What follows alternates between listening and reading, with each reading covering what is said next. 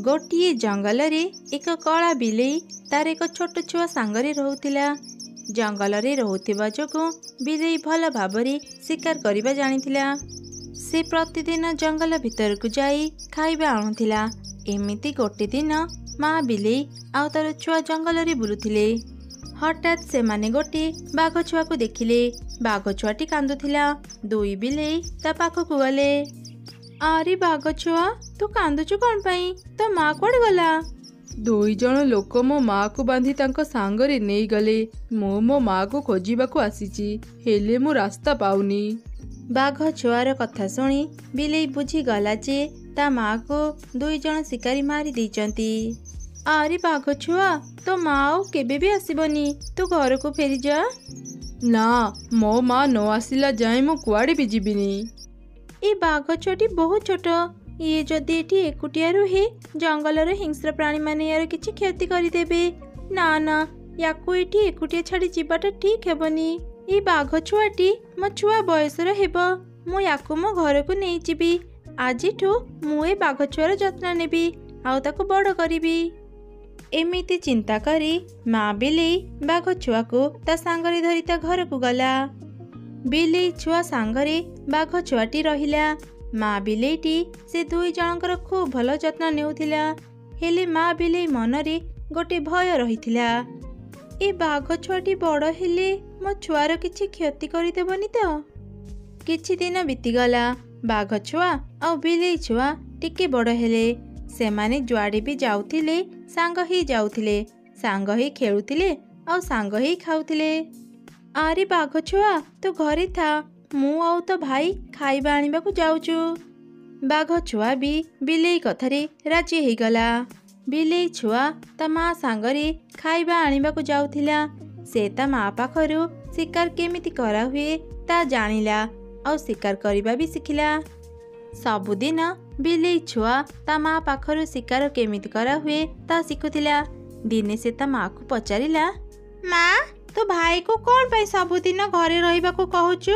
ताको काहेकि शिकार करिबा सिखौनु? अरे धन से गोटे बाघ छुआ और तू हेलु बिलेई छुआ। बाघ और बिलेई परस्पर शत्रु। मते सबुबेले डर लागे शिकार करिबा जानिला परे बाघ छुआ जदि तोर किछि क्षति करिदेबो। ना ना माँ तो चिंता करनी, भाई सेमिति किछि करिवनी। अरे पिला माने पाख जंगल रे मोर किछि काम अछि, मु एबे जाउची। तमे दुई जन दुष्ट हेबनी, बेसी दूर जगह को जीवनी। मु शीघ्र आसीबाकू चेष्टा करिबी। एमिति कही बिलेई माँ पाख जंगल को चली गला। बाघ छुआ और बिलेई छुआ घरे रहिले। थरे सेमाने जंगल रे बुलुथिले। बिलेई छुआ गोटे हरिण को देखिला। से बाघ छुआ को कहिला, अरे भाई देख गोटे हरिण जाउची, तू जा ये गछ पछ पटे लुचि जीवु। तू शिकार करी जानिनु, तते देखिले हरिण दौड़िकी पळिब। मु जाउची ए हरिणर शिकार करिबी आउ तापरे आमे ताकू खाइबा। ठीक अछि तू जा, मु ए गछ पछ पटे लुचुची। तू मते डाकिले जाई मु बाहर को आसीबी। एमिति कही बाघ छुआ लुचिला और बिलेई छुआ हरिणर पछे पछे गला। सुजोग देखि से हरिणर शिकार कला और तापरे से बाघ छुआ को डाकिला, मियाऊ। अरे भाई कुआडे गलु? बाहर को आस, हरिण मांस खाइबा। बिलेई छुआर कथा सुनी बाघ छुआ बाहर को आसिला। तापरे बाघ छुआ और बिलेई छुआ मिसी हरिण मांस खाइले। ए घटना रे बाघ छुआर मन बहुत दुख हो गला। ताकू भी शिकार करी खाइबाकू इच्छा हैला। दिने से बिलेई छुआ को कहिला, अरे भाई मु एबे गोटे बड़ हाथी को देखिली, लागुची से मरी जाइची। चाल ताकू खाइबा। अरे वाह एइटा तो बहुत बढ़िया। हाथी को आमे गोटे सप्ताह पर्यंत खाई परिबा। चाल आमे से हाथी पाखकू जिबा। बाघ छुआ और बिलेई छुआ हाथी पाखकू जिबा पई बाहरिले। रास्ता रे गोटे नदी पड़िला। अरे एठी तो गोटे नदी अछि, मु तो पहरी जानिनी। आमे केमिति नदी पार हेबा? भाई तू चिंता करनी, मु पहरी जानिची। तू मो पिठी रे बस, मु तते नदी पार करिदेबी। बिलेई छुआ भी बाघ छुआ कथारे राजी हो गला। आउ ता पिठी रे बसिला। बाघ छुआ नदी रे पहरिला। किछि दूर गला परे से कहिला, ଭାଇ ମତେ ଲାଗୁଛି ମୁଁ ଆଉ ପହଁରି ପାରିବିନି। ମୁଁ ବହୁତ ଥକି ଗଲିଣି। ମୋ ଦେହରେ ଆଉ ଶକ୍ତି ନାହିଁ। ଆରେ ତୁ ଏ କ'ଣ କହୁଛୁ? ଯେତେ କଷ୍ଟ ହେଲେ ବି ତୁ ଏ ନଦୀ ପାର କରିଦେ, ନହେଲେ ଆମେ ଦୁଇ ଜଣ ଏ ନଦୀରେ ବୁଡ଼ି ମରିଯିବା। ଆଚ୍ଛା ଭାଇ, ମୁଁ ତତେ ଗୋଟି କଥା କହିବି। ତୁ ମତେ ଟିକେ ଶିକାର କରିବା ଶିଖେଇ ଦେ। ମୁଁ ଶିକାର କରି ଜାଣିନି ବୋଲି ଏତେ ଦୁର୍ବଳ ହେଇଯାଇଛି। ମୁଁ ନିଜେ ଶିକାର କରି ଖାଇଲେ ମୁଁ ବି ତୋ ଭଳି ଶକ୍ତିଶାଳୀ ହେଇଯିବି। ଶିକାର କରିବା ଏତେ କଷ୍ଟ ନୁହଁ। ତୁ ମତେ ନଦୀ ପାର କରିଦେ, ମୁଁ ତତେ ନିଶ୍ଚୟ ଶିକାର କରିବା ଶିଖେଇଦେବି। ବାଘ ଛୁଆ ବିଲେଇ ଛୁଆକୁ ନଦୀ ପାର କରିଦେଲା। ତାପରେ ସେ ଦୁଇ ଜଣ ହାତୀକୁ ଖାଇଲେ। ପରେ ଯେତେବେଳେ ସେମାନେ ଘରକୁ ଫେରିଲେ, ବିଲେଇ ଛୁଆ ବାଘ ଛୁଆକୁ ଶିକାର କେମିତି କରାହୁଏ ତା ଶିଖେଇଲା। ବାଘ ଛୁଆ ବି ଖୁବ୍ ଶୀଘ୍ର ଶିକାର କରିବା ଶିଖିଗଲା। ସେଦିନ ସେ ଗୋଟି ଶିଆଳର ଶିକାର କରି ଆଣିଲା। ଆରେ ମୁଁ ତତେ କେତେ ଭଲ କି ଶିକାର କରିବା ଶିଖେଇଥିଲି, ଆଉ ତୁ ଏ କେମିତିକା ଶିକାର କରି ଆଣିଛୁ? ଶିକାର କରିବାର ଗୋଟେ ସଠିକ୍ ପଦ୍ଧତି ଅଛି। ତୁ ବହୁତ ଭୁଲ ଶିକାର କରିଛୁ। ବିଲେଇ ଛୁଆର ଏପରି କଥାରେ ବାଘ ଛୁଆ ବହୁତ ରାଗିଗଲା। ମୁଁ ଏକଦମ ଠିକ୍ ଶିକାର କରିଛି। ମୁଁ କିଛି ବି ଭୁଲ କରିନି। ନା, ତୁ ଏକଦମ ଭୁଲ କରିଛୁ। ଏଇଟା ଜମା ବି ଠିକ୍ ଶିକାର ନୁହଁ। ଏକ ତ ଭୁଲ କରିଛୁ, ପୁଣି ବଡ଼ ବଡ଼ କଥା କହୁଛୁ। ନିଜ ଭୁଲ ମାନିଯା, ନହେଲେ ନହେଲେ କ'ଣ କରିବୁ ତୁମର? ଆଜି ମୁଁ ତୋର ଶିକାର କରିବି। ଏମିତି କହି ବାଘ ରାଗରେ ଗର୍ଜନ କଲା। ବାଘର ରାଗ ଦେଖି ବିଲେଇ ଛୁଆ ଡରିଗଲା। ସେ ତୁରନ୍ତ ଗଛ ଉପରକୁ ଚଢ଼ିଗଲା। ଭଲ ହେଲା, ମୁଁ ତତେ ଗଛରେ ଚଢ଼ିବା ଶିଖେଇନି, ନହେଲେ ଆଜି ତ ତୁ ମତେ ମାରି ଦେଇଥାନ୍ତୁ। ମା ଠିକ୍ କହିଥିଲା, ଶତ୍ରୁକୁ କେବେ କୌଶଳ ଶିଖେଇବନି। ସବୁକିଛି ଶିଖିଲା ପରେ ସେ ତାର ଗୁରୁକୁ ହିଁ ଭୁଲିଯାଏ। ସେହି ସମୟରେ ମା ବିଲେଇ ସେଠାରେ ପହଞ୍ଚିଗଲା। ଦୁଇ ଛୁଆଙ୍କୁ ଏ ଅବସ୍ଥାରେ ଦେଖି ସେ ବହୁତ ଡରିଗଲା। ଆରେ ତମେ ମାନେ କ'ଣ କରୁଛ? ମା, ଆଜି ମୁଁ ଗୋଟେ ଶିକାର ଆଣିଥିଲି। ଭାଇ ମୋର ମଜା ଉଡ଼ି କହୁଛି ମୁଁ ଭୁଲ ଶିକାର ଆଣିଛି। ଆଜି ମୁଁ ତାର ଶିକାର କରିବି। ସେ ମୋର ବହୁତ ଅପମାନ କରିଛି। କ'ଣ କହିଲୁ? ତୁ ମୋ ଛୁଆର ଶିକାର କରିବୁ? ଏବେ ତୁ ତାହେଲେ ତୋର ଅସଲ ଚେହେରା ଦେଖେଇଦେଲୁ। ଚାଲିଯା ମୋ ସାମ୍ନାରୁ। ମା, ତୁ ଏ କ'ଣ କହୁଛୁ? ମୁଁ ତୋର ମା ନୁହଁ, ତୁ ଗୋଟେ ବାଘର ଛୁଆ। ତୁ କାଳେ ଆମର କିଛି କ୍ଷତି କରିଦେବୁ ଭାବି ମୁଁ ତତେ ଶିକାର କରିବା ଶିଖାଉନଥିଲି। ଏବେ ତୁ ବଡ଼ ହେଲୁଣି, ନିଜ ଧ୍ୟାନ ନିଜେ ରଖିପାରିବୁ। ତୁ ଏଠାରୁ ଚାଲିଯା। କିନ୍ତୁ ମା।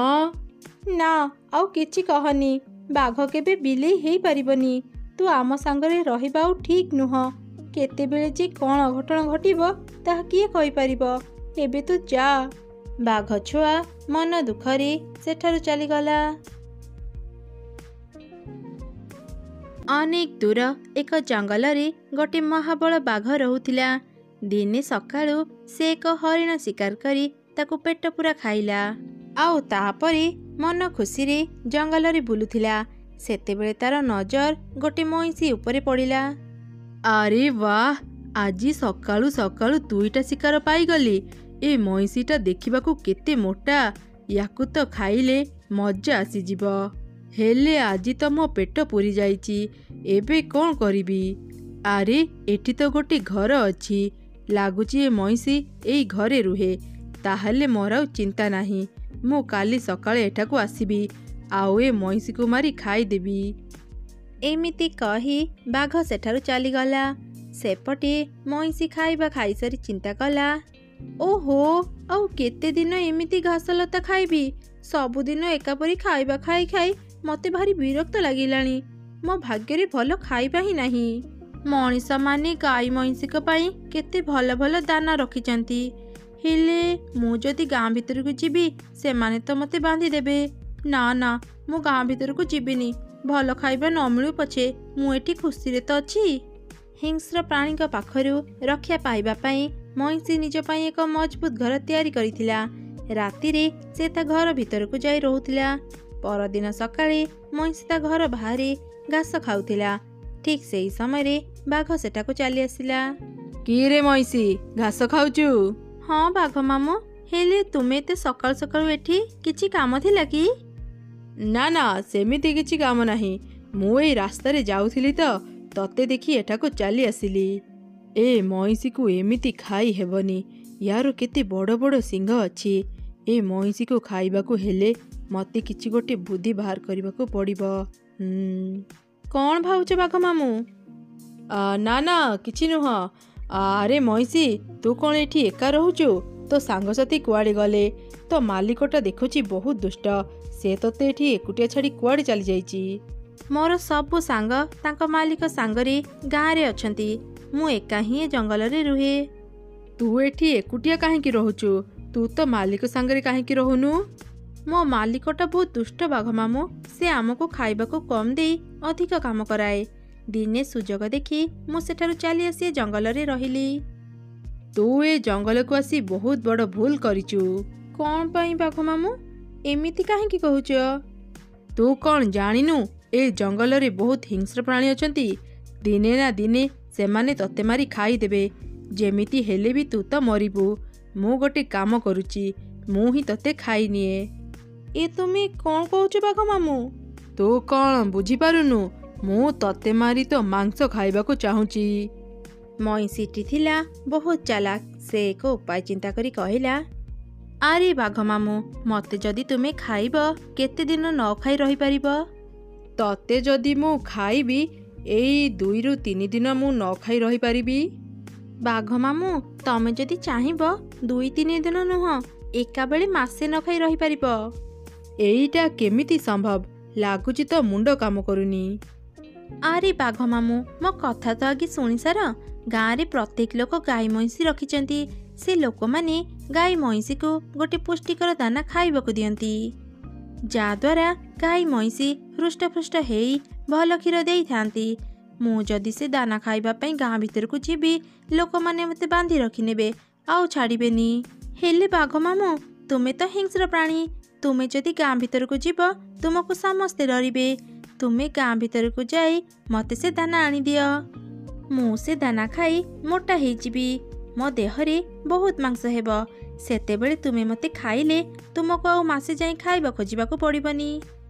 ତୋ କଥା ଯଦି ସତ, ମୁଁ ତୋ ପାଇଁ ସେ ଦାନା ଆଣିଦେବି। ହେଲେ ତୁ ଯଦି ମୋତେ ଠକି ଏଠାରୁ ପଳେଇବୁ? କ'ଣ ଯେ କୁହ ବାଘ ମାମୁଁ, ଏଇଟା କ'ଣ କେବେ ସମ୍ଭବ? ମୁଁ ଏଠୁ କୁଆଡ଼େ ଯିବି? ଗାଁକୁ ତ ଯାଇପାରିବିନି। ଆଉ ଜଙ୍ଗଲର ସବୁ ଜାଗା ତୁମେ ଭଲ ଭାବରେ ଜାଣିଛ। ମୁଁ ତମକୁ ଠକି କୁଆଡ଼େ ଯିବି? ଆଚ୍ଛା ଠିକ୍ ଅଛି। ମୁଁ ତୋ ଉପରେ ବିଶ୍ୱାସ କରି ଏବେ ଯାଉଛି। ମୁଁ କାଲି ତତେ ସେ ଦାନା ଆଣିଦେବି। ଏମିତି କହି ବାଘ ସେଠାରୁ ଚାଲିଗଲା। ପରଦିନ ସକାଳେ ସେ ଗୋଟେ ଲୋକ ଘରୁ ଗୋଟେ ବସ୍ତା ଦାନା ଆଣି ମଇଁଷି ପାଖକୁ ଗଲା। ଏଇ ନେ, ମୁଁ ତୋ ପାଇଁ ଗୋଟେ ବସ୍ତା ଦାନା ଆଣିଛି। ଏବେ ତୁ ଖାଇବା ଆରମ୍ଭ କର। ମୁଁ କାଲି ତୋ ପାଇଁ ଆଉ ଏକ ବସ୍ତା ଆଣିଦେବି। ବୋକା ବାଘ, ମୁଁ ଏ ଖାଇବା ସବୁ ଏବେ ଖାଇବିନି। ଏ ସବୁ ଜମା କରି ରଖିବି। ସମୟ ଆସିଲେ ମୁଁ ଧୀରେ ଧୀରେ ଏସବୁ ଖାଇବି। ଏମିତି କହି ମଇଁଷି ଖାଇବା ସବୁ ତା ଘର ଭିତରକୁ ନେଇ ରଖିଲା। ସେଦିନଠାରୁ ବାଘ ପ୍ରତିଦିନ ମଇଁଷି ପାଇଁ ଗାଁରୁ କିଛି ନା କିଛି ଖାଇବା ନେଇ ଆସୁଥିଲା। ମଇଁଷି ସେ ସବୁ ଖାଇବା ତା ଘରେ ଜମା କରି ରଖୁଥିଲା। ଏମିତି ଗୋଟେ ଦିନ ବାଘ ମଇଁଷିକୁ କହିଲା, କିରେ ମଇଁଷି, ମୁଁ ତତେ ଏତେ ଖାଇବା ଆଣିଦେଲିଣି, ତୁ ମୋଟା କାହିଁକି ହେଉନୁ? ଆରେ ବାଘ ମାମୁଁ, ଖାଇବା ଖାଉ ଖାଉ କିଏ କ'ଣ ମୋଟା ହେଇଯାଏ? ତୁମେ କିଛି ଦିନ ଅପେକ୍ଷା କର, ତାପରେ ଦେଖିବ ମୁଁ କେତେ ମୋଟା ହେଇଯାଇଛି। ଠିକ୍ ଅଛି, ମୁଁ 2 ଦିନ ପରେ ଆସିବି। ତୁ ସବୁ ଖାଇବା ଖାଇ ମୋଟା ହେଇଥିବୁ। ଏକଥା ଯେମିତି ଭୁଲି ନ ଯିବୁ। ଏମିତି କହି ବାଘ ସେଠାରୁ ଚାଲିଗଲା। ମଇଁଷି ଘର ଭିତରକୁ ଯାଇ କବାଟକୁ ଭଲ ଭାବରେ ବନ୍ଦ କରିଦେଲା। ଜମା କରିଥିବା ଖାଇବା ସବୁ ଖାଇ ଖାଇ ମଇଁଷି 2 ମାସ ଆରାମରେ କାଟିପାରିବ। ତାକୁ ବାହାରକୁ ଆଉ ଯିବାକୁ ପଡ଼ିବନି। ଏମିତି 2 ଦିନ ପରେ ସେ ବୋକା ବାଘ ସେଠାକୁ ପୁଣି ଆସିଲା। ସେ ଦେଖିଲା ମଇଁଷି ସେଠି ନାହିଁ, ଆଉ ତା ଘରର କବାଟ ଭିତର ପଟୁ ବନ୍ଦ ଅଛି। କିରେ ମଇଁଷି, କୁଆଡ଼େ ଗଲୁ? ଶୀଘ୍ର ବାହାରକୁ ଆ, ଆଜି ମୁଁ ତତେ ଖାଇବି। ନା ବାଘ ମାମୁଁ, ମୁଁ ବାହାରକୁ ଯିବିନି। ତୁମେ ଏଠାରୁ ଚାଲିଯାଅ। ମଇଁଷି, ତୁ ମୋତେ ଠକିଦେଲୁ। ତୁ ମୋତେ କ'ଣ କହିଥିଲୁ? ସବୁ ଭୁଲିଗଲୁ? ମୁଁ ମୋ ଜୀବନ ବଞ୍ଚେଇବା ପାଇଁ ତୁମକୁ ସେ ସବୁ କଥା କହିଥିଲି। ମୋ ଜାଣିବାରେ ମୁଁ କିଛି ଭୁଲ କରିନି। ତୁମେ ଏବେ ଏଠାରୁ ଚାଲିଯାଅ। ତୁ ତାହେଲେ ବାହାରକୁ ଆସିବୁନି ତ? ଠିକ୍ ଅଛି, ମୁଁ ତତେ ବାହାରେ ଜଗିବି। ଦେଖିବି ତୁ କେତେ ଦିନ ଘର ଭିତରେ ରହିବୁ। ଏମିତି କହି ବାଘ ମଇଁଷିର ଘର ବାହାରେ ରହି ତାକୁ ଜଗିଲା। ଏହିପରି 10 ଦିନ ବିତିଗଲା। ବାଘ ମଇଁଷିର ଘରୁ ଟିକେ ବି ନ ଘୁଞ୍ଚି ମଇଁଷିକୁ ଜଗି ବସିଥିଲା। ସେପଟେ ମଇଁଷି ଜମା କରିଥିବା ଖାଇବା ସବୁ ଖାଉଥିଲା ଆଉ ଆରାମ କରୁଥିଲା। 15 ଦିନ ବିତିଯିବା ପରେ ବାଘ ନ ଖାଇ ନ ପିଇ ଦୁର୍ବଳ ହେଇଗଲା। ତା ଦେହରେ ଆଉ ଟିକେ ବି ଶକ୍ତି ନଥିଲା। ବାଘ ଜାଣିଗଲା ଯେ ମଇଁଷି ଆଉ ଘରୁ ବାହାରିବନି, ଆଉ ସେ ଯଦି ଆଉ କିଛି ଦିନ ଏମିତି ନ ଖାଇ ନ ପିଇ ମଇଁଷିକୁ ଜଗିବ ସେ ମରିଯିବ। ବାଘ ଆଉ ମଇଁଷି ଖାଇବାର ଆଶା ନ ରଖି ଜଙ୍ଗଲ ଭିତରକୁ ଚାଲିଗଲା।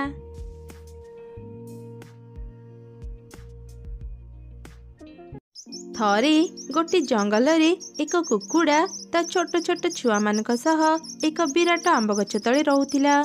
ପ୍ରତିଦିନ କୁକୁଡ଼ା ତା ଛୁଆମାନଙ୍କ ସହ ଖାଇବା ଖୋଜିବାକୁ ଯାଏ। ସନ୍ଧ୍ୟାରେ ସେ ଆମ୍ବ ଗଛ ମୂଳକୁ ଫେରି ଆସେ। ସେ ବର୍ଷ ଆମ୍ବ ଗଛରେ ବହୁତ ଆମ୍ବ ଆସିଥିଲା। କେତୋଟି ଆମ୍ବ ପାଚି ଯାଇଥିଲା। ଏମିତି ଥରେ ରାତିରେ କୁକୁଡ଼ା ତାର ଛୁଆମାନଙ୍କ ସହ ଆମ୍ବ ଗଛ ମୂଳେ ଶୋଇଥିଲା।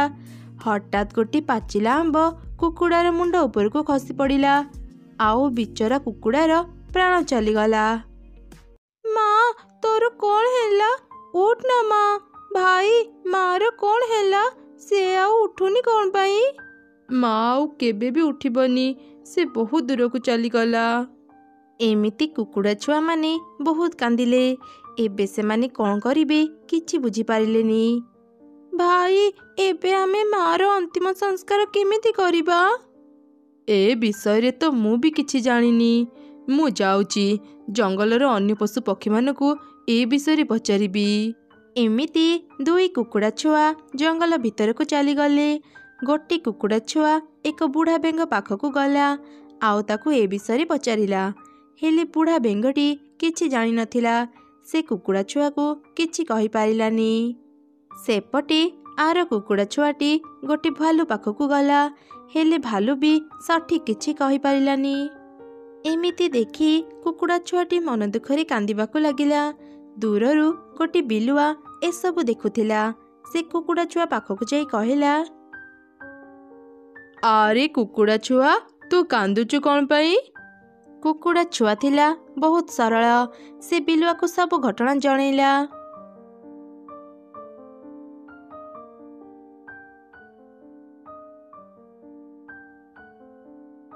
ତମେମାନେ ବ୍ୟସ୍ତ ହୁଅ ନାହିଁ, ମୁଁ ତମ ମାର ଭଲରେ ଅନ୍ତିମ ସଂସ୍କାର କରିଦେବି। ଏମିତି ମିଠା ମିଠା କଥା କହି ବିଲୁଆ କୁକୁଡ଼ା ମାକୁ ତା ପାଟିରେ ଧରି ଜଙ୍ଗଲର ବହୁତ ଭିତରକୁ ଚାଲିଗଲା। ଆଉ ଗୋଟିଏ ଫାଙ୍କା ଜାଗା ଦେଖି ସେ କୁକୁଡ଼ାକୁ ମନ ଭରି ଖାଇଲା। କୁକୁଡ଼ାକୁ ଖାଇସାରି ବିଲୁଆ ପୁଣି ସେ କୁକୁଡ଼ା ଛୁଆମାନଙ୍କ ପାଖକୁ ଗଲା। ମୁଁ ତମ ମାର ଭଲରେ ଅନ୍ତିମ ସଂସ୍କାର କରିଦେଲି। ତମେମାନେ ଆଉ କାନ୍ଦନି। ଚାଲ ମୋ ସାଙ୍ଗରେ ମୋ ଘରକୁ ଚାଲ। ଆଜିଠୁ ତମେମାନେ ମୋ ସାଙ୍ଗରେ ରହିବ। ସେ କୁକୁଡ଼ା ଛୁଆମାନଙ୍କ ମଧ୍ୟରୁ ଗୋଟିଏ କୁକୁଡ଼ା ଛୁଆ ଥିଲା ବହୁତ ବୁଦ୍ଧିମାନ। ବିଲୁଆର କଥା ଉପରେ ତାର ସନ୍ଦେହ ହେଲା। ସେ କହିଲା, ନାଇଁ ନାଇଁ, ତମେ ଆମ କଥା ଚିନ୍ତା କରନି। ଆମେ ଭାଇ ଭଉଣୀ ମିଶି ଏଇଠି ରହିଯିବୁ। ଆଚ୍ଛା ହଉ, ଠିକ୍ ଅଛି। ହେଲେ ତମେମାନେ ଆଜି ରାତି କୋଉଠି ଶୋଇବ? ଆଜି ରାତି ଆମେ ଏଇ ଆମ୍ବ ଗଛ ତଳେ ଶୋଇବୁ। ଏଇଟା ତ ଆମ ଘର। ହଉ, ମୁଁ ଏବେ ଆସୁଛି। ତମେମାନେ ଏବେ ଥାଅ, ମୁଁ ରାତିରେ ପୁଣି ଆସିବି। ଏମିତି କହି ବିଲୁଆ ସେଠାରୁ ଚାଲିଗଲା। ଚାଲା କୁକୁଡ଼ା ଛୁଆଟି ତା ଭାଇ ଭଉଣୀକୁ କହିଲା, ଆଜି ରାତି ଆମେ ପାଖ ଗୁମ୍ଫାରେ ଶୋଇବା। ଏ ବିଲୁଆକୁ ବିଶ୍ୱାସ ନାହିଁ। ଏବେ ଆମ ମା ଆମ ପାଖରେ ନାହିଁ। ଆମକୁ ବହୁତ ସାବଧାନରେ ରହିବାକୁ ପଡ଼ିବ। ଅନ୍ୟ 2 କୁକୁଡ଼ା ବି ତା କଥା ମାନିଲେ। ସେଦିନ ରାତିରେ ସେମାନେ ପାଖ ଗୁମ୍ଫାରେ ଯାଇ ରହିଲେ। ରାତିରେ ବିଲୁଆ ସେମାନଙ୍କୁ ଖାଇବା ପାଇଁ ଆମ୍ବ ଗଛ ମୂଳକୁ ଆସିଲା। ହେଲେ ସେ କୁକୁଡ଼ା ଛୁଆମାନଙ୍କୁ ପାଇଲାନି, ଆଉ ସେଠାରୁ ଚାଲିଗଲା। ସକାଳେ ସେ ପୁଣି ସେ ଆମ୍ବ ଗଛ ମୂଳକୁ ଆସିଲା। ସେତେବେଳେ କୁକୁଡ଼ା ଛୁଆମାନେ ସେ ଆମ୍ବ ଗଛ ମୂଳେ ଥିଲେ। ଆରେ କୁକୁଡ଼ା ଛୁଆମାନେ, ତମେମାନେ କାଲି ରାତିରେ କୋଉଠି ଥିଲ? ମୁଁ ତମମାନଙ୍କୁ କାଲି ଦେଖିବାକୁ ପାଇଲିନି। ଆମେ ଏଇ ପାଖ ଗୁମ୍ଫାରେ ଥିଲୁ। ଆଚ୍ଛା ହଉ, ଠିକ୍ ଅଛି। ଏବେ ମୁଁ ଆସୁଛି। କିଛି ଦରକାର ହେଲେ ମୋତେ କହିବ। ବିଲୁଆ ସେଠାରୁ ଯିବା ପରେ ଚାଲା କୁକୁଡ଼ା ଛୁଆର ସନ୍ଦେହ ଆହୁରି ଦୃଢ଼ ହେଇଗଲା। ସେ କହିଲା, ଆମକୁ ଆଜି ବି ସାବଧାନ ରହିବାକୁ ପଡ଼ିବ। ଆଜି ଆମେ ସେ ଗୁମ୍ଫାରେ ନୁହଁ, ଆଉ ଏକ ଅନ୍ୟ ଗୁମ୍ଫାରେ ରହିବା। ରାତିରେ ପୁଣି ବିଲୁଆ ସେ କୁକୁଡ଼ା ଛୁଆକୁ ଖାଇବା ପାଇଁ ଆମ୍ବ ଗଛ ମୂଳକୁ ଆସିଲା, ହେଲେ ସେ ସେଠି କୁକୁଡ଼ା ଛୁଆଙ୍କୁ ପାଇଲାନି। ସେ ପାଖ ଗୁମ୍ଫାକୁ ବି ଗଲା, ହେଲେ କୁକୁଡ଼ା ଛୁଆ ସେଠି ବି ନଥିଲେ। ଏମିତି ଦେଖି ବିଲୁଆ ବହୁତ ରାଗିଗଲା। ପରଦିନ ସକାଳେ ସେ କୌଶଳ କରି ଗୋଟିଏ ଜାଲରେ କୁକୁଡ଼ା ଛୁଆଙ୍କୁ ଧରିନେଲା, ଆଉ ତା ପାଟିରେ ସେ ଜାଲକୁ ଧରି ତା ଗୁମ୍ଫା ଆଡ଼କୁ ଗଲା। ରାସ୍ତାରେ କୁକୁଡ଼ା ଛୁଆମାନେ ବହୁତ କାନ୍ଦୁଥିଲେ, ଆଉ ବିଲୁଆକୁ ଛାଡ଼ି ଦେବା ପାଇଁ କହୁଥିଲେ। ଆମକୁ ମାରନି, ଆମକୁ ଛାଡ଼ି ଦିଅ। କିଛି ଦୂର ଗଲା ପରେ ଗୋଟିଏ ବଡ଼ ଖାଲ ପଡ଼ିଲା। ବିଲୁଆ ଏକଥା ଜାଣିପାରିଲାନି। ବିଲୁଆର ଗୋଡ଼ ଖସି ସେ ସେଇ ଖାଲ ଭିତରକୁ ଗଳି ପଡ଼ିଲା। ବିଲୁଆ ମୁହଁରେ ଧରିଥିବା ସେ ଜାଲ ଦୂର ଭୂଇଁ ଉପରେ ପଡ଼ିଲା। କୁକୁଡ଼ା ଛୁଆମାନେ ଜାଲରୁ ବାହାରି ଆସିଲେ। ଲୋଭୀ ଶିଆଳ ତା ଲୋଭ ଯୋଗୁଁ ସେ ସେଇ ଖାଲ ଭିତରେ ପଡ଼ି ମରିଗଲା। ଗୋଟିଏ ଗାଁ ପାଖରେ ଏକ ସୁନ୍ଦର ନଦୀ ଥିଲା। ସେ ନଦୀ ପାଖ ଆମ୍ବ ଗଛରେ ଗୋଟିଏ ଟିକି ଚଢ଼େଇ ବସା ବାନ୍ଧି ରହୁଥିଲା। ଟିକି ଚଢ଼େଇ ପ୍ରତିଦିନ ଗାଁ ଭିତରକୁ ଯାଏ। କିଛି ଖାଇବା ପାଇଲେ ସେ ତା ଘରକୁ ନେଇ ଆସି ଖାଏ। ସେ ଗାଁରେ ଗୋଟିଏ କଞ୍ଜୁସ ଜମିଦାର ଥିଲା। ଦିନେ ସେ ଜମିଦାରକୁ ମିଠା ଖାଇବାକୁ ଇଚ୍ଛା ହେଲା। ଜମିଦାର ପାଇଁ ମିଠା ତିଆରି ହେଲା। ସେତେବେଳେ ସେଇ ରାସ୍ତା ଦେଇ ଟିକି ଚଢ଼େଇ ଯାଉଥିଲା। ମିଠା ବାସ୍ନାରେ ସେ ଅଟକିଗଲା। ସେ ମିଠା ପାଖକୁ ଯାଇ ମିଠା ଗୁଡ଼ିକୁ ଦେଖିଲା। ଆରେ ଏ ଚଢ଼େଇଟା କୁଆଡ଼ୁ ଚାଲି ଆସିଲା? ଯା ଯା, ମିଠା ପାଖରୁ ଯା। ମତେ ଗୋଟେ ମିଠା ଦିଅ ନା, ମତେ ଭାରି ଭୋକ ଲାଗୁଛି। କ'ଣ ହେଲା? ତୁ ଗୋଟେ ଚଢ଼େଇ ହେଇ ମୋ ମିଠା ଖାଇବୁ? ଯା ଏଠୁ। ଜମିଦାର ଆଜ୍ଞା, ଗୋଟେ ମିଠା ଦିଅନ୍ତୁ। ମୁଁ କେବେ ବି ମିଠା ଖାଇନି, କେବଳ ଗୋଟେ ମିଠା ଦିଅନ୍ତୁ ନା। ତୁ ତାହେଲେ ଏମିତି ଯିବୁନି। ଚଢ଼େଇ ହେଇ ଭାରି ମିଠା ଖାଇବାକୁ ମନ। କିଏ କୁଆଡ଼େ ଗଲ? ଧର ଏ ଚଢ଼େଇକୁ। କଞ୍ଜୁସ ଜମିଦାର, ଦୁଷ୍ଟ ଜମିଦାର, ମତେ ମିଠା ଦେଲନି ନା, ମୁଁ ନିଜେ ବନେଇକି ମିଠା ଖାଇବି। ଦୁଷ୍ଟ ଜମିଦାର, କଞ୍ଜୁସ ଜମିଦାର। ଏମିତି କହି ଟିକି ଚଢ଼େଇ ସେଠାରୁ ଉଡ଼ି ଚାଲିଗଲା। ଜମିଦାରର ଲୋକମାନେ ଟିକି ଚଢ଼େଇକୁ ଧରିବା ପାଇଁ ବହୁତ ଚେଷ୍ଟା କଲେ, ହେଲେ ପାରିଲେନି। ଟିକି ଚଢ଼େଇ ଉଡ଼ି ଉଡ଼ି ତା ଭଉଣୀ ରହୁଥିବା ନିମ୍ବ ଗଛକୁ ଚାଲିଗଲା। ସେତେବେଳେ ଟିକି ଚଢ଼େଇର ଭଉଣୀ ଗଛ ତଳେ ବସିଥିବା ଗୋଟିଏ କଳା ମଇଁଷି ପାଖରେ ବସି ତା ସହ କଥା ହେଉଥିଲା। ଟିକି ଚଢ଼େଇକୁ ଦେଖି ତା ଭଉଣୀ ତା ପାଖକୁ ଆସିଲା। ଆରେ ଦିଦି, ତୁ ସେ ମଇଁଷି ସହ କ'ଣ କଥା ହେଉଥିଲୁ? କହ ନାଲୋ ଟିକି ଚଢ଼େଇ, ସେ ମଇଁଷିଟାର କେତେ ଦୁଃଖ। ଏ ପାଖ ଜଙ୍ଗଲରେ ରହୁଥିବା ଗୋଟେ ଦୁଷ୍ଟ ବାଘ ଏ ମଇଁଷିକୁ ଖାଇବା ପାଇଁ ତାକୁ ଧରି ପକେଇଥିଲା। ଲୋକମାନେ ଠେଙ୍ଗା ଧରି ଗୋଡ଼େଇବାରୁ ବାଘ ମଇଁଷିକୁ ଛାଡ଼ିଦେଲା। ବିଚରା ମଇଁଷିର ଗୋଟେ ଗୋଡ଼ ଭାଙ୍ଗି ଯାଇଛି। ତୁ ଠିକ୍ କହିଛୁ ଦିଦି, ସେ ବାଘଟା ଭାରି ଦୁଷ୍ଟ। ବିନା କାରଣରେ ସେ ପଶୁପକ୍ଷୀମାନଙ୍କର ଶିକାର କରେ। ହଁ, ସେ ବାଘକୁ ନା ଉଚିତ ଶିକ୍ଷା ମିଳିବା କଥା। ତାହେଲେ ଯାଇ ସେ ଆଉ ନିରୀହ ପଶୁପକ୍ଷୀମାନଙ୍କର ଶିକାର କରିବନି। ଆରେ ଟିକି ଚଢ଼େଇ, ଛାଡ଼ ସେ କଥା। ମୁଁ ତ ଖାଲି ମୋ କଥା କହିଲି। ତୁ କହ, ତୁ ଆଜି ଏପଟକୁ କେମିତି ଆସିଲୁ? ଦିଦି ଲୋ, ଆଜି ମତେ ମିଠା ଖାଇବାକୁ ଭାରି ଇଚ୍ଛା ହେଉଛି। ଗୋଟେ ଜମିଦାର ତା ଘରେ ମିଠା ତିଆରି କରୁଥିଲା। ମୁଁ ତାକୁ ଗୋଟେ ମିଠା ମାଗିଲି, ହେଲେ ସେ କଞ୍ଜୁସ ଜମିଦାର ମତେ ଗୋଟେ କି ଫାଳେ ବି ମିଠା ଦେଲାନି। ଓ, ଏଇ କଥା ପାଇଁ ତୁ ଏତେ ମନ ଦୁଃଖ କରିଛୁ? ମୁଁ ମିଠା ତିଆରି କରି ଜାଣିଛି। ମିଠା ପାଇଁ ବହୁତ ଜିନିଷ ଲାଗିବ। ତୁ ଯଦି ମତେ ସେ ଜିନିଷ ସବୁ ଆଣିଦେବୁ, ମୁଁ ତୋ ପାଇଁ ମିଠା ତିଆରି କରିଦେବି। ତୁ ସତ କହୁଛୁ ଦିଦି?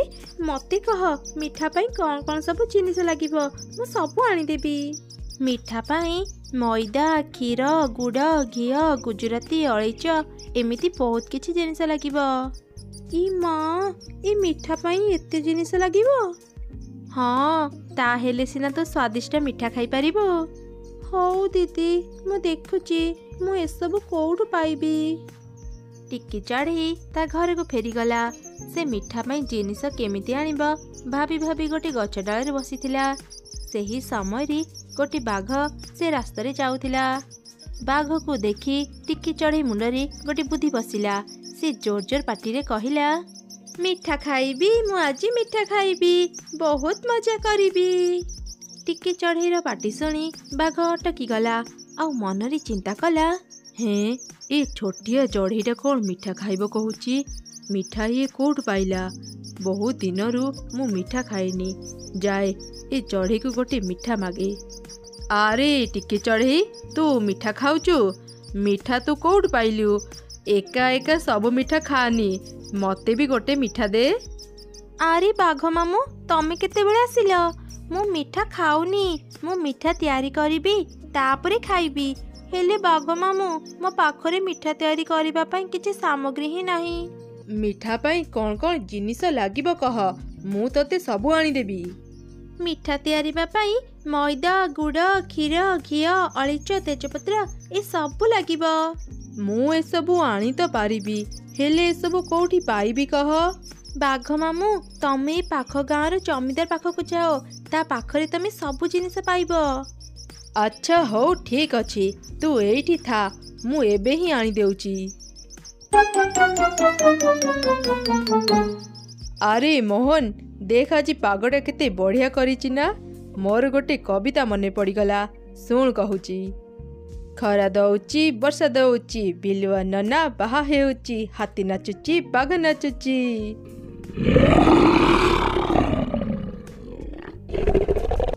ଆରେ ଏ ସତ ସତିକା ବାଘ କୁଆଡ଼ୁ ଚାଲି ଆସିଲା, ବଞ୍ଚାଅ ବଞ୍ଚାଅ। ଆରେ ଜମିଦାର, ମୁଁ ତୋର କିଛି କ୍ଷତି କରିବିନି, ମତେ କେବଳ ମିଠା ତିଆରି କରିବା ପାଇଁ ସାମଗ୍ରୀ ଦେ। ହଁ ହଁ ଦଉଛି। ଆରେ ମୋହନ, କୁଆଡ଼େ ଗଲୁ? ଜଲ୍ଦି ବାଘ ଯାହା କହୁଛି ତାକୁ ଦେଇଦେ।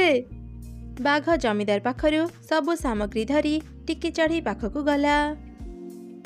ଆରେ ବାଘ ମାମୁଁ, ତମେ ଏତେ ଶୀଘ୍ର ଆସିଗଲ, ଲାଗୁଛି ତମେ ସବୁ ଜିନିଷ ଆଣିଛ। ହଁ ହଁ, ତୁ ଯାହା କହିଥିଲୁ ମୁଁ ସବୁ ଆଣିଛି। ମିଠା ଖାଇବା ପାଇଁ ତମକୁ ଆଉ କିଛି ସମୟ ଅପେକ୍ଷା କରିବାକୁ ପଡ଼ିବ ବାଘ ମାମୁଁ।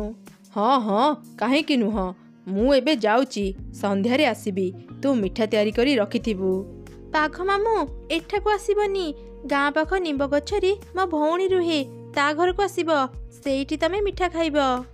ଆରେ ବାହ, ସେଇଠି ତ ଗୋଟେ କଳା ମଇଁଷି ରୁହେ, ମୁଁ ତାକୁ ଥରେ ଖାଇବା ପାଇଁ ଚେଷ୍ଟା କରିଥିଲି, ହେଲେ ପାରିନଥିଲି। ବଢ଼ିଆ ସୁଯୋଗ, ଆଗ ମିଠା ଖାଇବି, ତାପରେ ସେ ମଇଁଷିକୁ, ଆଉ ତାପରେ ଏ ଟିକି ଚଢ଼େଇ ଖାଇବି, ବହୁତ ମଜା ଆସିବ। ଏମିତି ଭାବି ବାଘ ସେଠାରୁ ଚାଲିଗଲା। ଟିକି ଚଢ଼େଇ ସେ ସବୁ ଜିନିଷ ଧରି ତା ଭଉଣୀ ଘରକୁ ଗଲା। ଟିକି ଚଢ଼େଇର ଭଉଣୀ ଟିକି ଚଢ଼େଇ ପାଇଁ ବହୁତ ସ୍ୱାଦିଷ୍ଟ ମିଠା ତିଆରି କରି ତାକୁ ଖାଇବାକୁ ଦେଲା।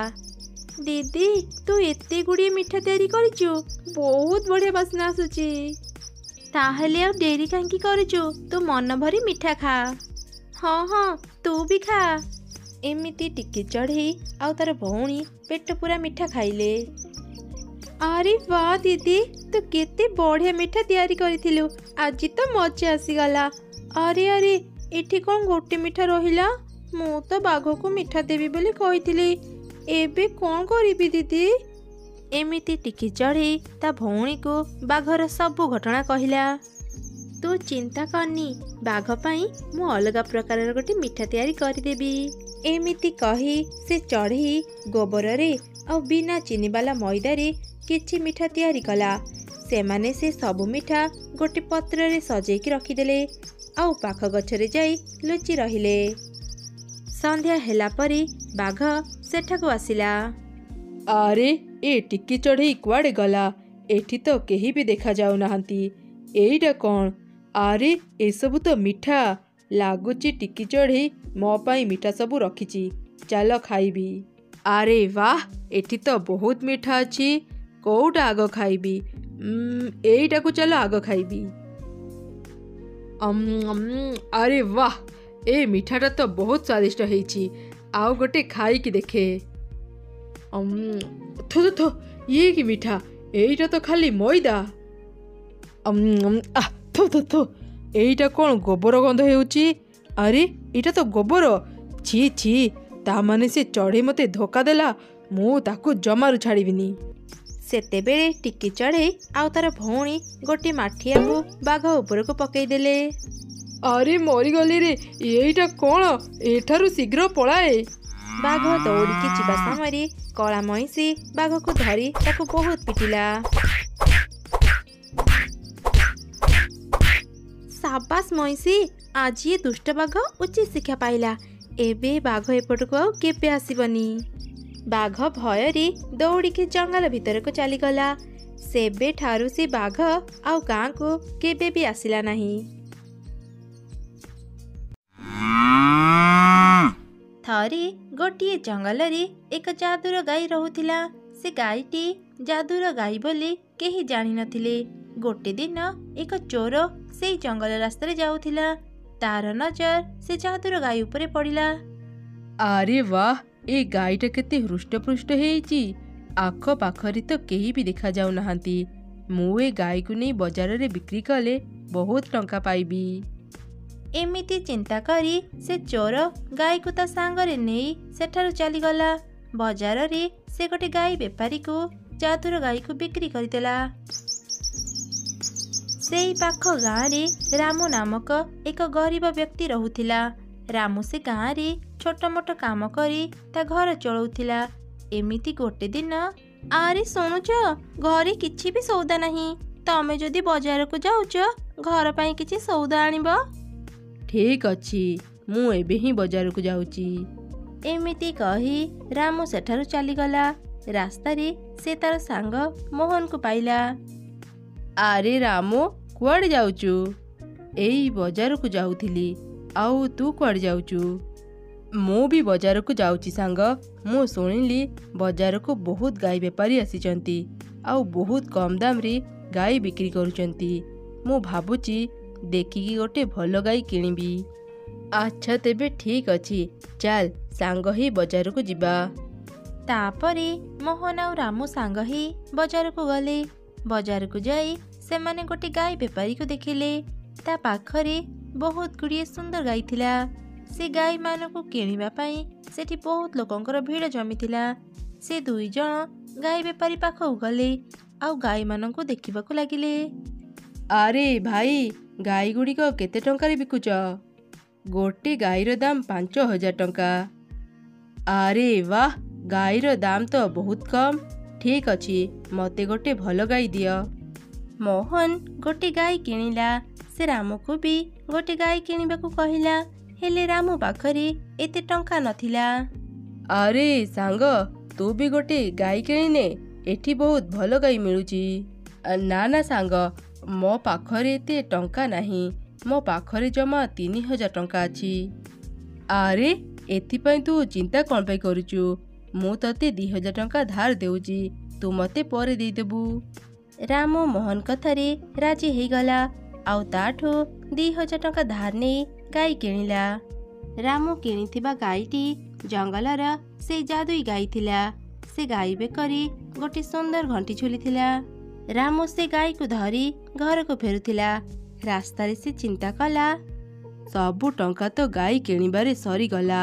ପୁଣି ମୋହନ ପାଖରୁ 2,000 ଟଙ୍କା ଧାର ବି ଆଣିଲି।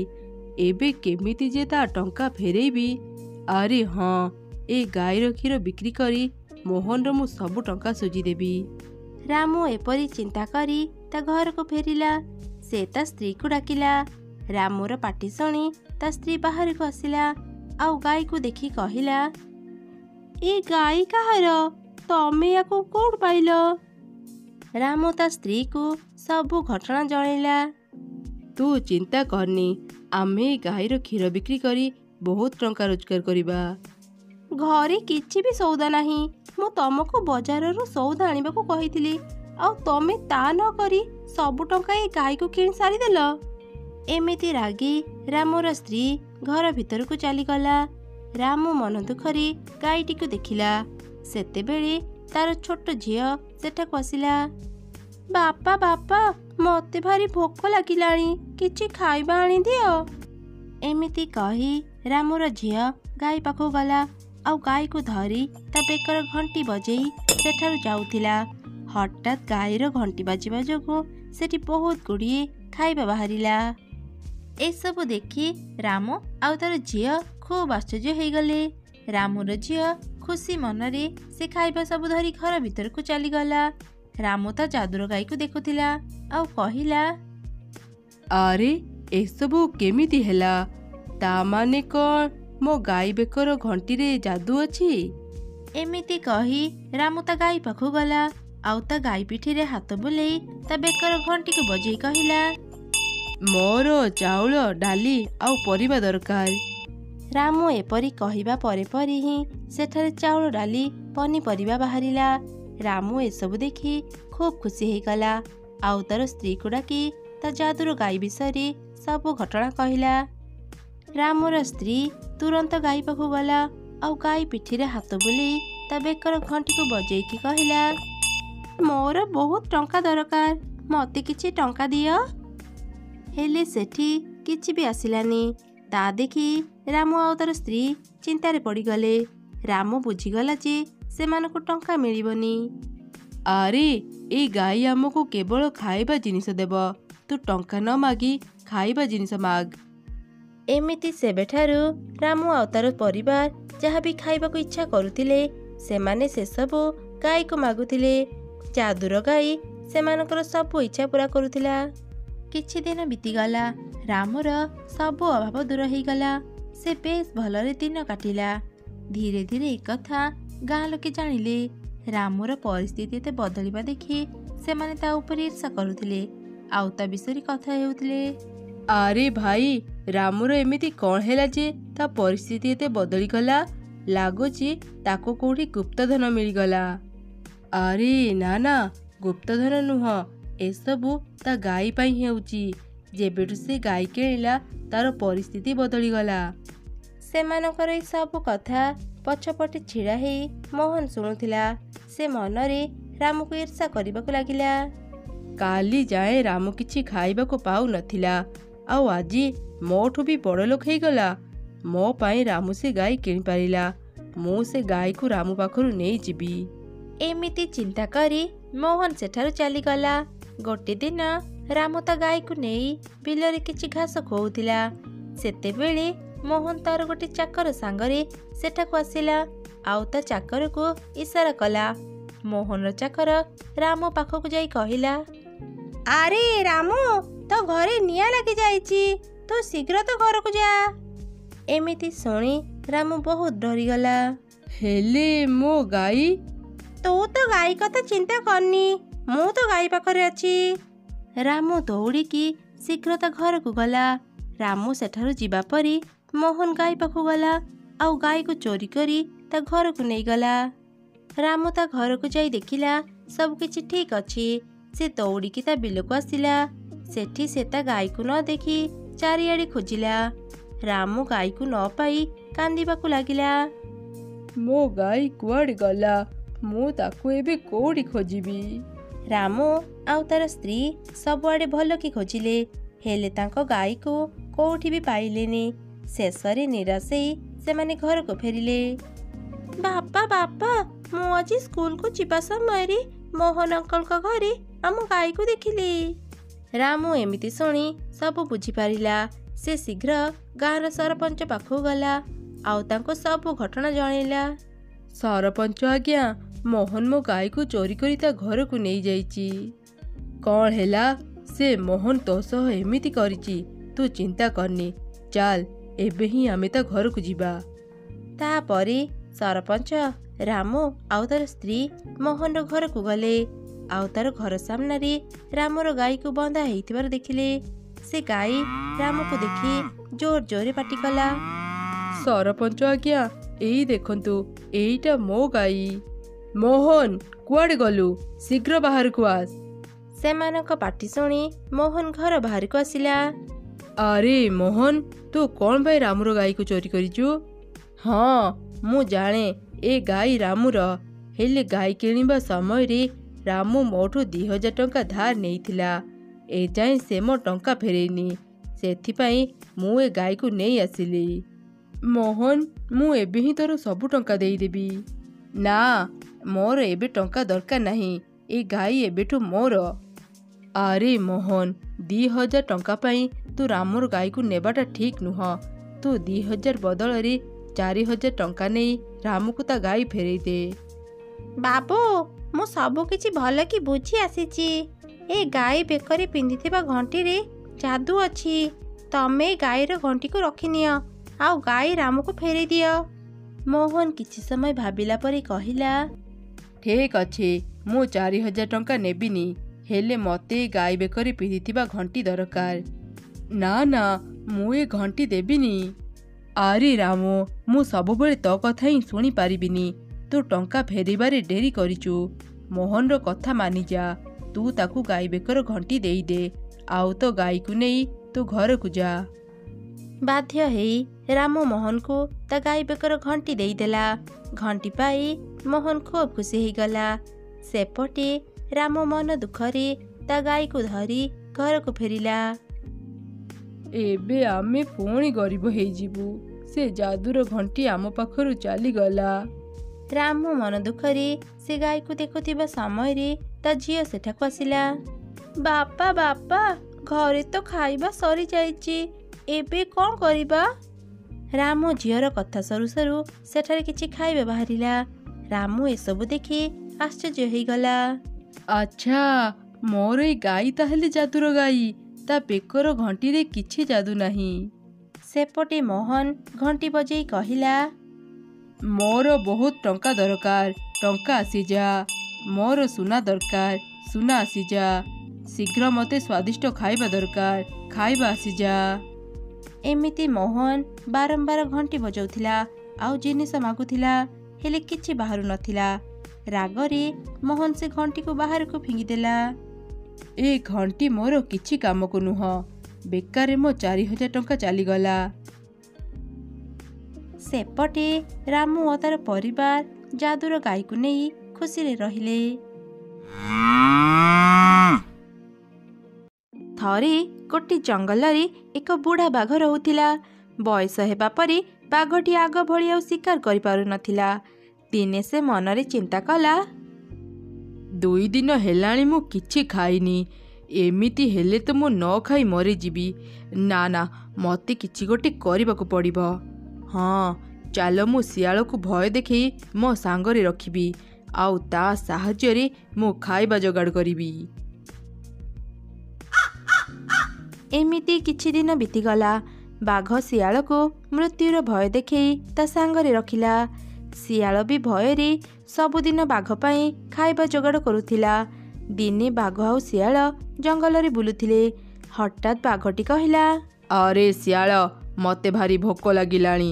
ଯା, ଶୀଘ୍ର ମୋ ପାଇଁ ଖାଇବା ଆଣିବୁ। ଆଜ୍ଞା ବାଘ ମାମୁଁ, ପାଖ ଗାଁରେ ବହୁତ ମେଣ୍ଢା ଅଛନ୍ତି। ମୁଁ ଏବେ ସେଥିରୁ ଗୋଟେ ନେଇ ଆସୁଛି। ଏମିତି କହି ଶିଆଳ ଗାଁ ଭିତରକୁ ଚାଲିଗଲା। କିଛି ସମୟ ପରେ ସେ ଗୋଟେ ମେଣ୍ଢାକୁ ଧରି ବାଘ ପାଖରେ ପହଞ୍ଚିଲା। ଏଇ ନିଅନ୍ତୁ ବାଘ ମାମୁଁ, ପେଟ ପୂରା ମେଣ୍ଢା ମାଂସ ଖାଆନ୍ତୁ। ଆପଣ ଏଠି ଖାଆନ୍ତୁ, ମୁଁ ଯାଉଛି ମୋ ଖାଇବା ଯୋଗାଡ଼ କରିବି। ଏମିତି ପ୍ରତିଦିନ ଶିଆଳ ବାଘର ସବୁ ଖାଇବା ଯୋଗାଡ଼ କରୁଥିଲା। ବାଘ ଯାହା କହୁଥିଲା ଶିଆଳ ସବୁ ମାନୁଥିଲା। ଦିନେ ଶିଆଳ ଜଙ୍ଗଲରେ ବୁଲିବା ସମୟରେ ଭାବିଲା, ଏ ବାଘ ମୋତେ ତାର ଗୋଲାମ ବନେଇ ସାରିଲାଣି। ବାଘ ପାଖରୁ ମୁଁ ନିଜକୁ ମୁକ୍ତ କେମିତି କରିବି? ମୋତେ ଗୋଟେ ଭଲ ସୁଯୋଗକୁ ଅପେକ୍ଷା କରିବାକୁ ପଡ଼ିବ। ଏମିତି କିଛି ଦିନ ବିତିଗଲା। ଦିନେ ସନ୍ଧ୍ୟାରେ ବାଘ ଶିଆଳକୁ ଖାଇବା ଆଣିବା ପାଇଁ କହିଲା। ଶିଆଳ ଗାଁ ଭିତରକୁ ଗଲା ଖାଇବା ଯୋଗାଡ଼ କରିବାକୁ। ଗୋଟେ ଲୋକର ଘର ବାହାରେ ବହୁତ ଗୁଡ଼ିଏ ମେଣ୍ଢା ବନ୍ଧା ଯାଇଥିଲେ। ଏତେ ଗୁଡ଼ିଏ ମେଣ୍ଢା ଦେଖି ଶିଆଳ ବହୁତ ଖୁସି ହେଇଗଲା। ବାଘକୁ ପ୍ରତିଦିନ ମୁଁ ଗୋଟେ ମେଣ୍ଢା ନେଇ ଦେଉଛି, ସେ ତ ମୋତେ ଟିକେ ବି ଖାଇବାକୁ ଦେଉନି। ଆଜି ପ୍ରଥମେ ମୁଁ ମେଣ୍ଢା ଖାଇବି, ତାପରେ ଯାଇ ବାଘକୁ ଦେବି। ଏମିତି ଚିନ୍ତା କରି ଶିଆଳ ମେଣ୍ଢା ଖାଇବାକୁ ଯିବା ସମୟରେ ମେଣ୍ଢାମାନେ ଶିଆଳକୁ ଦେଖି ଜୋର ଜୋରରେ ପାଟି କଲେ। ମେଣ୍ଢାମାନଙ୍କ ଶବ୍ଦ ଶୁଣି ଘର ମାଲିକର ନିଦ ଭାଙ୍ଗିଗଲା। ସେ ବାହାରକୁ ଆସି ଦେଖିଲା ଶିଆଳ ମେଣ୍ଢା ଧରିବାକୁ ଯାଉଛି। ଲୋକଟି ଶିଆଳକୁ ଜୋର ଜୋରରେ ବାଡ଼େଇଲା, ଆଉ ଗୋଟେ ଖୁଣ୍ଟରେ ନେଇ ବାନ୍ଧିଦେଲା। ଆଚ୍ଛା, ତୁ ତାହେଲେ ମେଣ୍ଢା ଚୋର। ତୁ ପ୍ରତିଦିନ ଆମ ଗାଁରୁ ମେଣ୍ଢା ଚୋରି କରି ନେଉଥିଲୁ। ସକାଳ ହେଉ, ମୁଁ ସବୁ ଗାଁ ଲୋକଙ୍କୁ ଏକଥା କହିବି। ସେମାନେ ତୋ କଥା ବୁଝିବେ। ବହୁତ ସମୟ ଯାଏଁ ଯେତେବେଳେ ଶିଆଳ ଖାଇବା ନେଇ ଆସିଲାନି, ବାଘ ଗାଁ ଭିତରକୁ ପଶିଲା। ସେ ଗୋଟେ ଲୋକର ଘର ବାହାରେ ଶିଆଳକୁ ବନ୍ଧା ହେଇଥିବାର ଦେଖିଲା। ବାଘ ଶିଆଳ ପାଖକୁ ଗଲା। ଆରେ ଶିଆଳ, ମୁଁ ତୋତେ ଖାଇବା ଆଣିବାକୁ କହିଥିଲି, ତୁ ଏଠି କ'ଣ କରୁଛୁ? ଆଉ ତୋ ବେକରେ ଦଉଡ଼ି ତୋତେ କିଏ ବାନ୍ଧିଲା? ଆରେ ବାଘ ମାମୁଁ, ମୁଁ ତମର ଖାଇବା ପାଇଁ ଗୋଟେ ମେଣ୍ଢା ନେଇ ଏଠାରୁ ଯିବା ସମୟରେ ଏ ଘର ମାଲିକ ମୋତେ ଦେଖିନେଲା, ଆଉ କହିଲା କାଲି ଭୋଜି ଖାଇ ସାରିଲା ପରେ ଯାଇ ଏଠାରୁ ଯିବୁ। ତୁ କ'ଣ ମୋତେ ବୋକା ଭାବିଲୁ? ଘର ମାଲିକ ତତେ ଭୋଜି ଖାଇବାକୁ କ'ଣ ପାଇଁ ଦେବ? ମୋତେ ମିଛ ଖାଇବାକୁ ତୋର ସାହସ କେମିତି ହେଲା? ନା ନା ବାଘ ମାମୁଁ, ମୁଁ ମିଛ କାହିଁକି କହିବି? ମୁଁ ସେ ଘର ମାଲିକକୁ କହିଲି ଜଙ୍ଗଲର ରାଜା ବାଘକୁ ମୁଁ ଆଗ ଗୋଟେ ମେଣ୍ଢା ନେଇ ଦେଇଦିଏ, ତାପରେ ତୁମ ଘରର ଭୋଜି ଖାଇବି। ହେଲେ ସେ ମାନିଲାନି। ସେ କହିଲା ଆଗ ଭୋଜି ଖାଇବୁ ତାପରେ ଯାଇ ଯିବୁ। ମୁଁ କାଳେ ପଳେଇବି ଭାବି ସେ ପରା ମୋତେ ଏଠି ବାନ୍ଧି ଦେଇଛି। ବାଘ ମାମୁଁ, ତମେ ଜାଣିଛ କାଲି ଭୋଜିରେ ନା ସେମାନେ ଖାସି ମାଂସ କରି ମୋତେ ଖାଇବାକୁ ଦେବେ। ତୁ କ'ଣ ସତ କହୁଛୁ? ଶିଆଳ, ମୋତେ ବି ତ ସାଙ୍ଗରେ ନେ ନା। ବହୁ ଦିନ ହେଲାଣି ମୋ ପାଟିରେ ଖାସି ମାଂସ ବାଜିନି। ହଁ ଯେ ବାଘ ମାମୁଁ, ସେ ଘର ମାଲିକ ତ ଗୋଟେ ପଶୁକୁ ଖାଇବାକୁ ଦେବ ବୋଲି କହିଛି। 2 ଜଣ ଗଲେ କ'ଣ କଥାଟା ଠିକ୍ ହେବ? ହେଲେ ଗୋଟେ କାମ କରିପାରିବା। ବାଘ ମାମୁଁ, ତମେ ମୋ ଜାଗାରେ ଏଠି ରୁହ। ସକାଳେ ତମକୁ ଏଠି ଦେଖିଲେ ଘର ମାଲିକ ବହୁତ ଖୁସି ହେଇଯିବ, ଆଉ ତମେ ଖୁସିରେ ଭୋଜି ଖାଇବ। ବୋକା ବାଘ ବି ଶିଆଳର କଥାରେ ରାଜି ହେଇଗଲା। ସେ ଶିଆଳର ଦଉଡ଼ିକୁ ଖୋଲିଦେଲା, ଆଉ ତାପରେ ଶିଆଳ ବାଘକୁ ଦଉଡ଼ିରେ ବାନ୍ଧି ଦେଇ ତୁରନ୍ତ ଜଙ୍ଗଲ ଭିତରକୁ ଚାଲିଗଲା। ସକାଳେ ଗାଁ ଲୋକେ ବାଘକୁ ସେଠି ଦେଖି ବହୁତ ଡରିଗଲେ, ଆଉ ପିଟି ପିଟି ବାଘକୁ ମାରିଦେଲେ। ଏମିତି ଚାଲାକ ଶିଆଳ ବାଘ ପାଖରୁ ମୁକ୍ତ ହେଇ ତା ଘରକୁ ଫେରିଗଲା।